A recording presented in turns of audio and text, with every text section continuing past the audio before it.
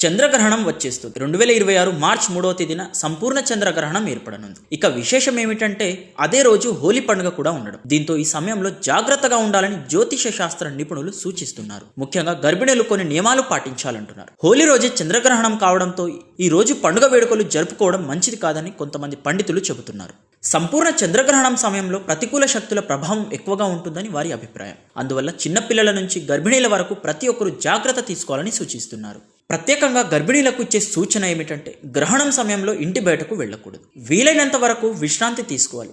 గ్రహణ సమయాల్లో ఆహారం తీసుకోకూడదు. ఈ సమయంలో ప్రశాంతంగా ఉండడం, కోపం లేకుండా శాంతి స్వభావంతో గడపడం మంచిది. మరికొంతమంది పండితుల సూచనల ప్రకారం గ్రహణ ప్రభావం బిడ్డపై పడకుండా ఉండడానికి గర్భిణులు రాత్రి సమయంలో కడుపుపై కుంకుమ పువ్వు పెట్టుకోవాలి. దీంతో పిండం సురక్షితంగా ఉంటుంది. అదేవిధంగా గ్రహణ సమయంలో పదునైన వస్తువులు ఉపయోగించకూడదు. కూరగాయలు, పండ్లు కోయడం వంటి పనులు చేయకూడదు. బయట నిలబడి చంద్రగ్రహణాన్ని నేరుగా చూడడం కూడా మంచిది కాదు. చంద్రగ్రహణ సమయంలో ఓం నమః శివాయ లేదా గాయత్రి మంత్రం జపించడం మంచిదని జ్యోతిష్య నిపుణులు చెబుతున్నారు.